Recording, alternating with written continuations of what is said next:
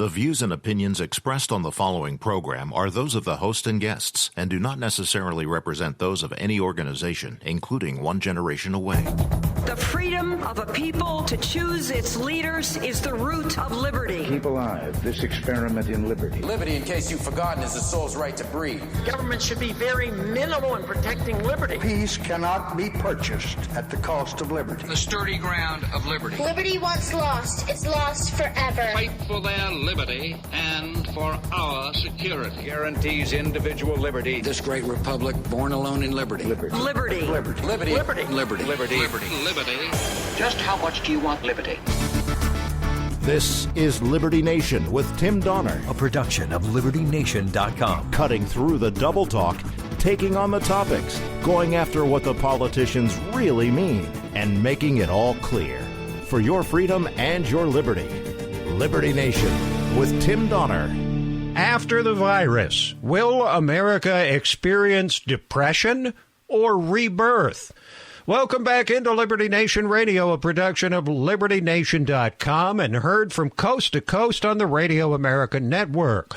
We're devoting today's show not to the past, what might have been, what was done right and wrong, because we can't change that, and not to the present, because we're all bombarded every day with a blizzard of information, facts, and figures about infection rates, death rates, and, of course, unprecedented restrictions on our lives, which become more disturbing by the day in so many ways.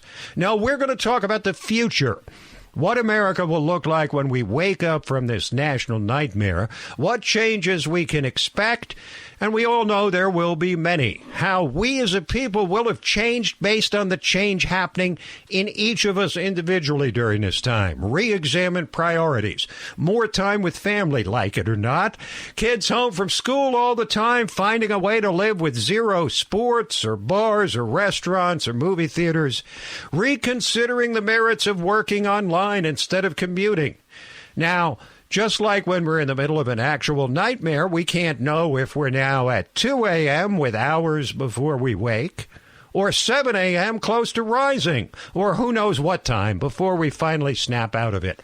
But snap out of it we will one of these days, a changed nation in a changed world, just like after 9/11.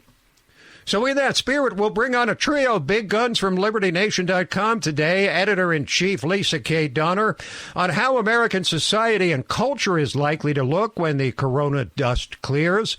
Managing Editor Mark Angelides on the biggest changes likely to occur across the world after the virus. And Legal Affairs Editor Scott Cosenza on the gains and losses for liberty and the likely state of liberty itself when the crisis passes.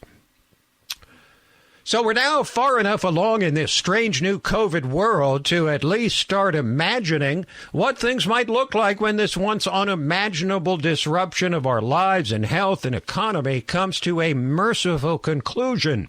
Could be weeks, months, perhaps longer. We may or may not be close to having a vaccine or reliable treatment, but one way or the other, we best prepare for an unprecedented and awkward re-entry into a world we once knew, but like after 9/11, will find profoundly changed. Yes, we remember the first world and the ever more distant memories of the normal times pre-COVID. And we're now in a second world, gripped in the heart of the crisis itself. But how will things shake out in the third world we anticipate when the crisis subsides, when we feel safe returning to our now altered lives? In coping with a crisis far from the realm of possibility in the minds of everyone from President Trump to the homeless man on the street, we've been challenged to squeeze every last ounce of restraint and patience and compassion out of ourselves, but also to find new pathways, new talents, new habits. Add up the changes which are occurring to and in each of us, and America writ large will undoubtedly be a changed society when the smoke clears and the fog of war is replaced with that most blessed of commodities, normal life. Now, we know that familial relationships will either be strengthened or weakened by overexposure during this time, but that's hard to quantify given tens of millions of individual families. For society as a whole, however, some consequential or even wholesale changes are foreseeable in many areas of life. Let's talk about 5 of them. The first, internet preeminence.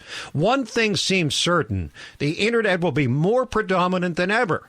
Because so much of our economy is based or supported online, the work of so many people can now be accomplished in an infinite number of locations, as it has by necessity in these last weeks.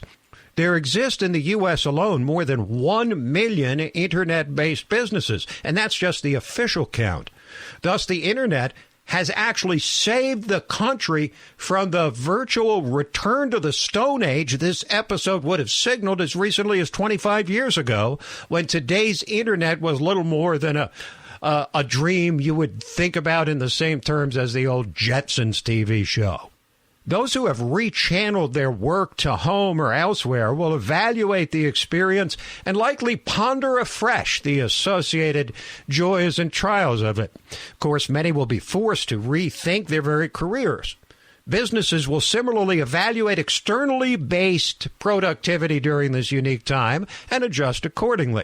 The striking contrast during this time between the seamless continuity of online operations like LibertyNation.com and the wrenching displacement of those who rely on the offline world will hardly be lost on the many purveyors of commerce gasping for air at this time.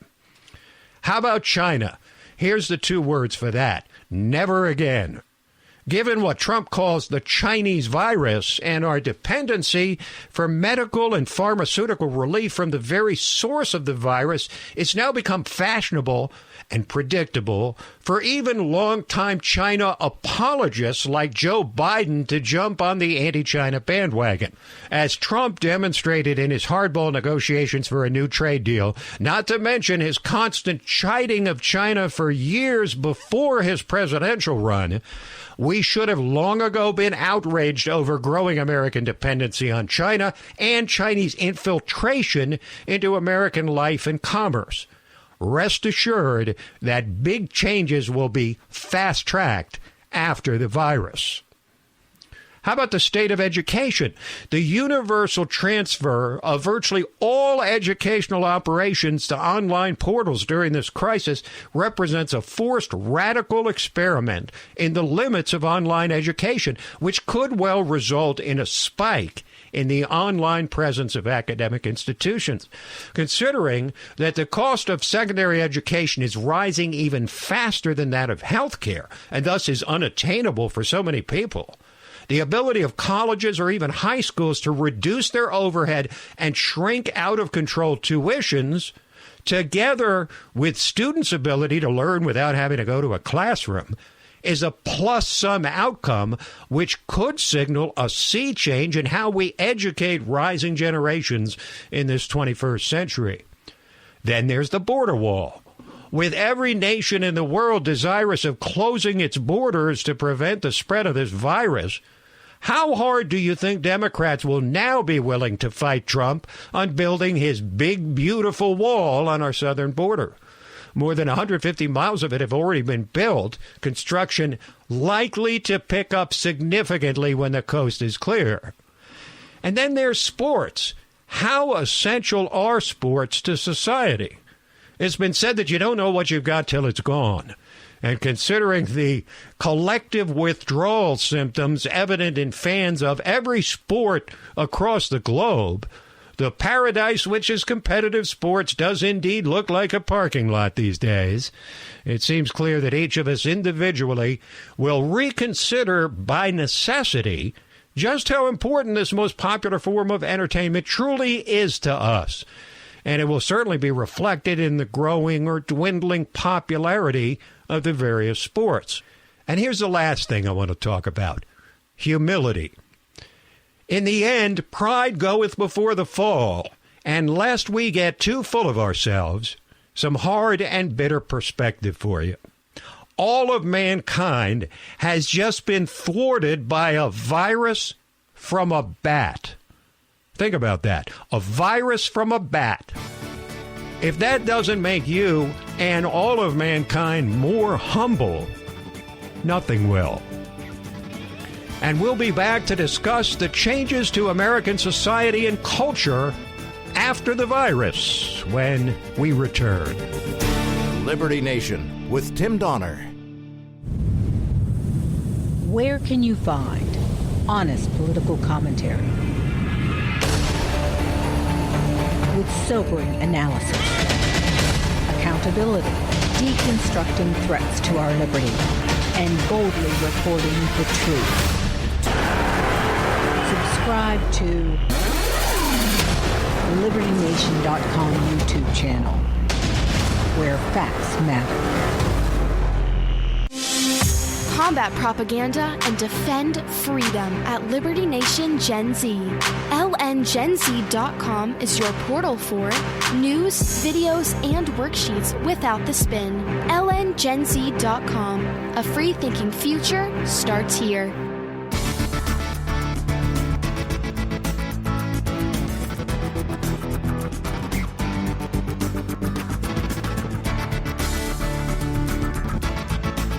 We believe that all men are entitled to blessings of liberty. This is Liberty Nation with Tim Donner. Well, we all know how profound the changes are likely to be in American society when we finally return to something approaching normal. Some are big, some small, some in between, but a keen observer and prolific writer about cultural and societal trends in this unique era of social distancing and a total absence of public gatherings is the editor-in-chief of LibertyNation.com, Leesa K. Donner, who joins us now. Hello, Leesa. Hi, Tim. How are you in this strange and unusual environment we're living in now? Well, you and I are figuring ways to navigate it, and we're very blessed in this time, more than many, more than most, I suppose. But well, let's face it, we're not minding it too much. No, I mean, we enjoy home life. I mean, we spend a lot of time and money trying to get our home just right, so we like being at home. But what's the first thing you want to throw out in terms of what's bound to change when the dust settles and the smoke clears from this long national nightmare, as Gerald Ford once called Watergate, which was far less important than this? Well, we certainly all will value bathroom tissue a little bit more, won't we? I think that's a given, and we'll think more carefully about its dispensation and how much we actually need to use each time we enter the bathroom. But you've got some broader ideas about how society will change. Okay, seriously. I think Americans have always respected personal space. You know, there's like that zone that you go into that, you know, when you're a little too close to somebody. I think that personal space zone is going to widen a little bit more. I think people will be a little more cognizant of that. I think there really is going to be some cultural changes. For instance, gratuitous shaking of hands in church when they do the sign of peace. They call it the sign of peace. I think that's going to go the way of the dodo bird. Do you think as a society overreact for a period of days, weeks, months, years to all of this? Will it forever be sort of imprinted on us so that we'll always, you think, going forward, pretty much be reticent of shaking hands? Well, I think it's a possibility. You know, it's not necessary. I don't think people are going to stop hugging and kissing the people that they love. But I think just, you know, when you meet somebody, it's not necessary really to shake hands. But one really good thing, Tim, that I wanted to mention is that I think Americans who previously were on the fence regarding the Second Amendment may now swing towards supporting it. And I think that's because a record number of first-time buyers have gone to the store to get themselves a firearm. So there could be an attitude shift here. Well, what about public gatherings, though? Because there's likely to be an attitude shift on that as well. I mean, you'd think on the one hand, because we've been starved of all public gatherings and all private gatherings of really more than about 10 people, and most people aren't even doing that anymore. We've been starved of that, and we've been starved of entertainment and plays and, of course, sports. Do you think the appetite for that... At first, there's probably be an insatiable appetite once it comes back. But do you think in the long run that the need or desire for all these public gatherings is going to be greater or lesser than it is now? I don't see anybody giving up their Eagles tickets or their Washington Capitals tickets, season tickets anytime soon. Now, as you look at how big a cultural shift there's likely to be, do you see it as closer to, a 5% cultural shift, or closer to like a 50% or even greater cultural shift in terms of the overall difference in the culture when this is over compared to what it was before this whole crisis took hold? Well, I think it depends how long it goes on. And Graham Noble brought up in an article on LibertyNation.com today that the coronavirus isn't simply just going to go away. It's going to return like a seasonal virus. So I think, the longer that kind of thing is out there, the more people are going to want to alter their behavior because they just don't want to get sick.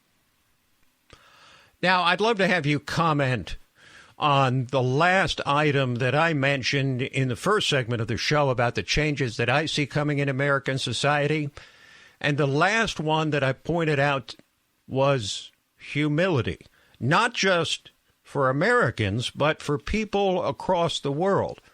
When you sit and stop and realize that all of mankind has been brought low by a virus from a bat, can we ever not be more humble after going through that? I'm not sure there's going to be a lot of character changes. I think that if you have a propensity to being a humble person, you're going to be humble. But if you prone the other way, I don't see a lot of character changes. Okay, Leesa, how about the border wall? Now, nations all over the world are closing their borders. Do you think that Donald Trump is going to meet the kind of resistance after this is over that he did before in trying to close off the border, make it more secure, build the wall? Well, thus far, I don't think Mexico and the Southern Hemisphere has been hit quite the same way, but they will be. And I think there's a good chance that when they are, people are going to think twice about the entire immigration system. I really do. Again, it's sort of like the Second Amendment. Those people that are on the fence, somewhere down the middle, don't really have a big opinion. They're not going to be so hep on people, jumping under and over and whatever barrier that we have. Security will become a predominant issue, no question, in whatever world develops after the coronavirus finally goes away. Leesa, thanks for joining us. Thanks, Tim. Leesa K. Donner, editor-in-chief of LibertyNation.com. Quick break, then we'll be back to talk about what changes after the virus we're likely to see across the world. Liberty Nation with Tim Donner.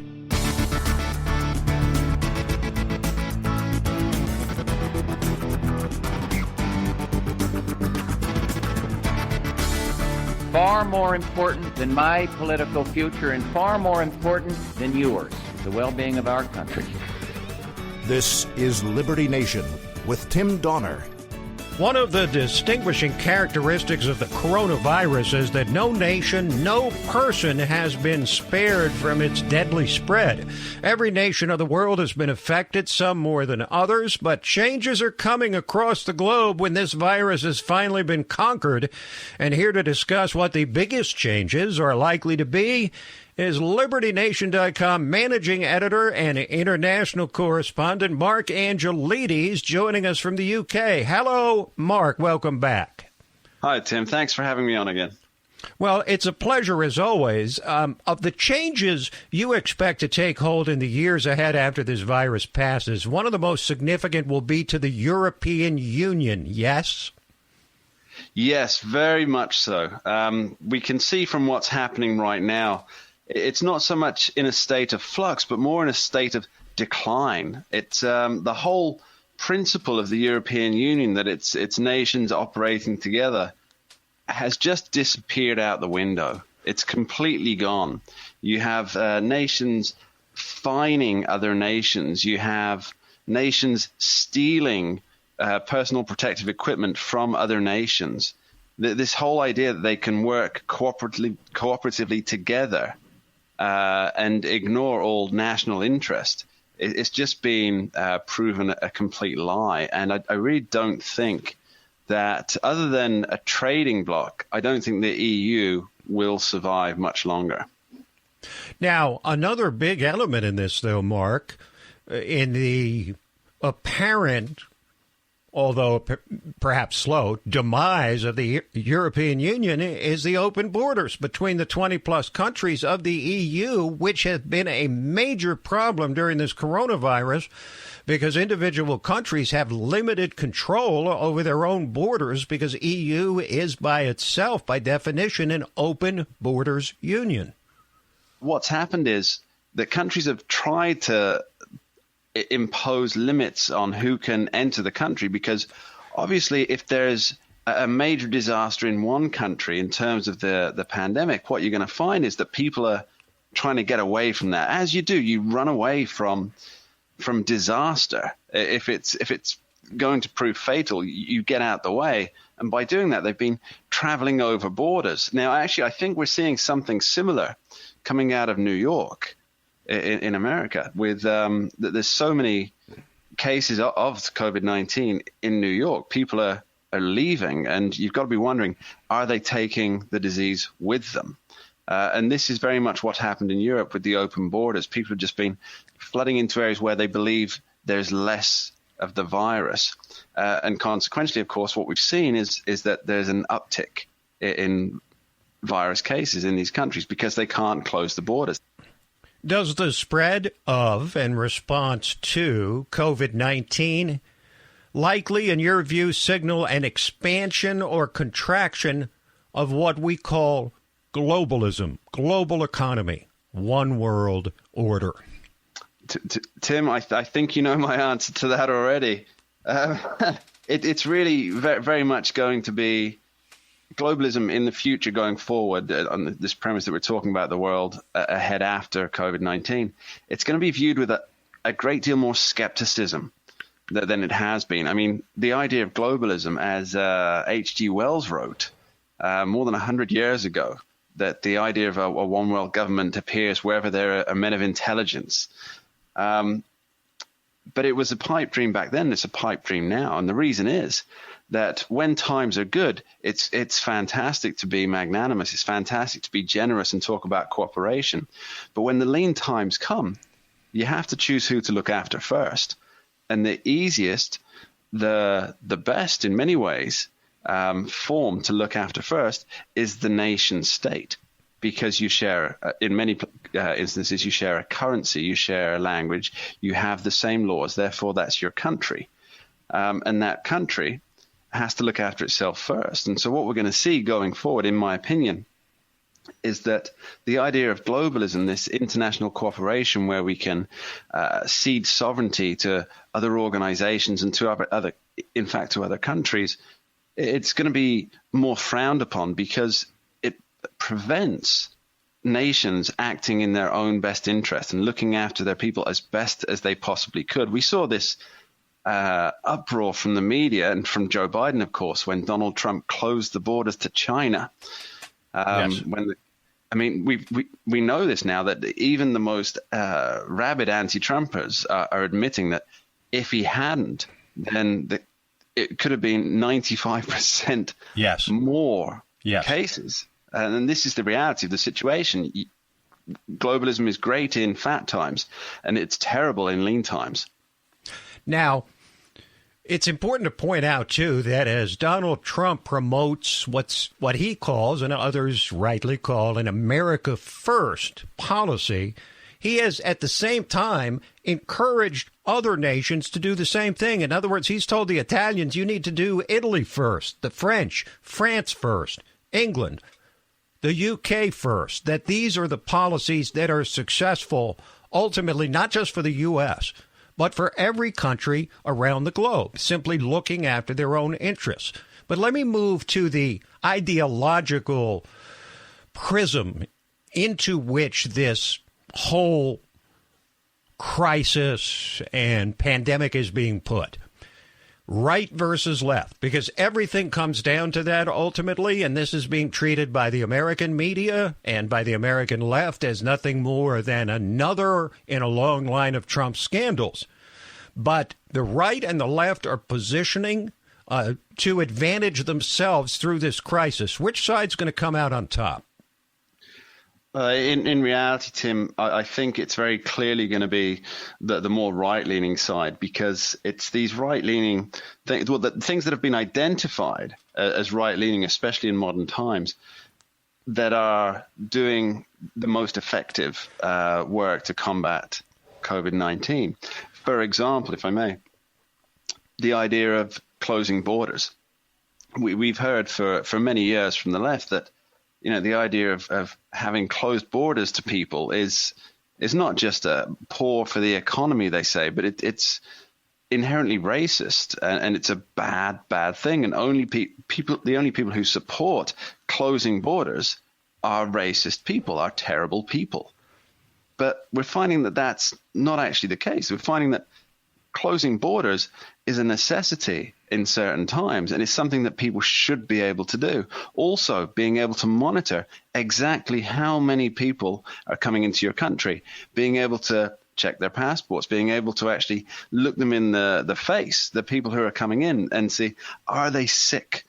Are these people actually ill? I mean, we should, of course, help them, but should we be allowing them to come straight through and go into any small town where they can infect old people, young people? No, we need to know who the people are, and we need to know what state they're in. Now, last question is regarding China, and everybody knows here in the U.S. that things are going to change with China. Our dependence on them for pharmaceutical and medical relief, the degree to which they've stolen intellectual property. We've had one-sided trade deals with big tariffs on one end and very, very low on the other. But what about the rest of the world? How will the relationship between China and the EU and China and other areas of the world be likely to change after this? Well, there's certainly going to be a larger amount of distrust of the Chinese government, not just because of this is where the virus came from. I mean, this could happen in any country, a virus coming out. But of course, this was a preventable virus. If people hadn't been using wet markets that are in filthy conditions and very cruel, and it actually promotes disease. So, I mean, that's the first step. The second step being that China clearly lied about, first, their knowledge of it, and how it was spreading. Secondly, the amount of cases of COVID-19 they had. These numbers are clearly false, and they've been lying about it. And the World Health Organization has been promoting these figures. But there's also something else, the reaction after the COVID had spread around the world. Now, what we've seen is Italy in the early days sent a large amount of personal protective equipment, medical equipment, to China in the form of aid. And now Italy needs it. This same equipment is being sold back to Italy at a profit. And I think that really shows where the interest is here for the Chinese economy. They're very, very keen to make sure that their economy comes out of this stronger than any of the other economies, which are now suffering greatly. I mean, there's a lot of talk about, no more made in China. Let's start buying American. Let's start buying British. Let's start buying Italian from each respective country. And I think that's something that is going to be a very powerful mover, bringing it back to what Donald Trump said about all nations should be putting themselves first. Well, a day of reckoning is coming for the Chinese. There's no question, and a great deal of accountability for what they did before, during, and after this virus hit. Mark, thanks for joining us. My pleasure. Mark Angelides, managing editor of LibertyNation.com. We'll take a quick break and then come back and examine what the state of our liberty is likely to be when this crisis is gone. Liberty Nation with Tim Donner. Throughout the program today, we've been examining how America and the world are likely to have changed when this pandemic has finally stopped its deadly spread and we can return to a semblance of normalcy. And the environment for liberty has certainly been at issue as things we never thought could happen here. Incursions into our individual liberty are happening almost faster than we can keep track of them. But that's why we've got LibertyNation.com's Guardian of Individual Liberty to keep us on the cutting edge of the many threats and promising developments for liberty in COVID world, and more importantly, its aftermath. Here he is, constitutional lawyer and LibertyNation.com legal affairs editor, Scott Cosenza. Hello, Scott. Hello, Tim. Well, a lot of threats. A lot of opportunities in COVID world, post-COVID world. What do you see in the way of opportunities or improvement in the environment for liberty once this pandemic is cleared? Well, I think it's the massive amount of regulations that we have in place, Tim, that do no service to us or humanity or the market or anything else other than protect some narrow interest, which is why they were erected in the first place. And I think we're seeing this all throughout, these various supply chain issues. Like, they've got these situations in many cities where they want to reduce traffic in supermarkets, and they also want to keep alive small businesses. So they've wanted to allow, for instance, restaurants to be able to sell non-prepared food directly to consumers. So they have got a bundle of oranges. They can sell their oranges to they don't have a grocery license, or they don't have this other license or some third license. Well, we know that they're subject to clean food rules. They got a health inspection at the restaurant. What is the reason to keep them from selling directly to consumers? Well, the reason is I'm sure that the grocers don't want that to happen. It's probably the reason why the law was erected in the first place. So it's these kinds of regulations, Tim, that are erected, I think, most often not for any good reason, not for a health benefit. They have maybe some fig leaf of a benefit, but really what they're about is erecting barriers to competitions in the marketplace. And I hope and see that's an opportunity for increased liberty going forward in a post-COVID world. When these things are proposed, more people may stand up and say, what's the reason for this limiting regulation again? And who does it benefit? And what does it cost? Well, it seems to me, Scott, that things are going to change dramatically for the FDA when this is over, because they're either going to have been lauded because some of the drugs that they didn't allow to come to market were indeed proved to be dangerous. But they could also be brought low by the fact that several of the drugs that they didn't bring to market worked and saved lives, which don't you think ultimately will force the FDA into streamlining their process for the approval of new drugs? Only, Tim, if the American people force them to do it. They waited, Tim, until April. Well into April, to relax the standards of foreign-made masks, N95 masks that hospitals could buy. It's almost like we're not in a crisis at all. It seems like the way that the FDA has been proceeding. Any more particular opportunities for liberty that you see in the wake of this crisis? Well, we discussed the sort of federal things, too. There are many state and local regulations that I think would be affected as well. We have the certificate of need for any new healthcare facility can be made in many states. We're both residents of Virginia, and in Virginia, for instance, you cannot, if you and I decided, let's say we won multiple Powerball lotteries and decided to throw up a hospital to benefit our fellow man and woman, we would not be able to do so legally unless we got a special permission slip from the state. Now, I want to make this clear, Tim. This is not something that says that we've dotted all the I's and crossed all the T's with respect to cleanliness or following proper procedure. That's not what this is about. This is about the state deciding whether or not the market will be able to handle another hospital. And you might say, well, isn't that up to us or the people who own hospitals? No, it's not. It's up to the state because they've co-opted this decision-making from the market.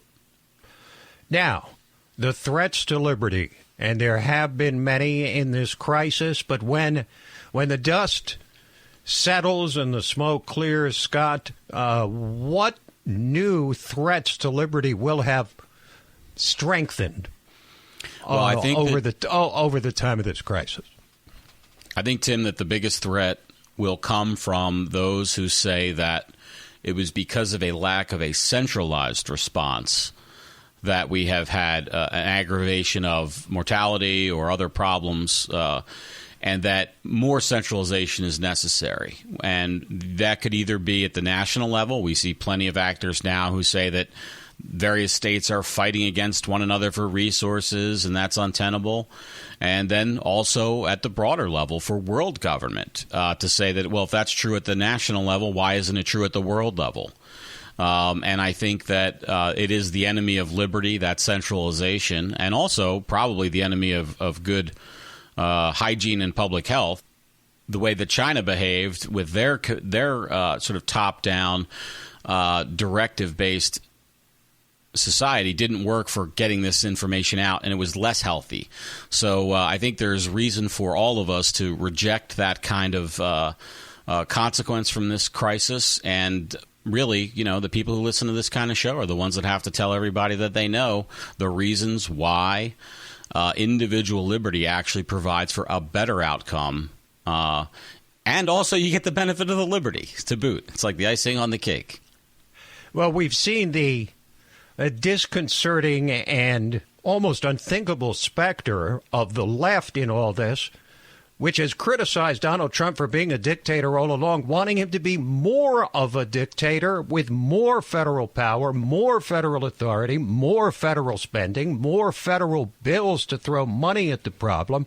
But when you hear the left talk about how Trump has blown this, how he didn't get testing done soon enough, how he didn't cut off travel from Europe soon enough, one thing you never hear from them, which you've heard constantly from President Trump during this crisis, is joining the government with private industry to tackle problems like this. But when you hear the left respond, it's as if only the government is there and private industry has little to no role to play in a crisis like this.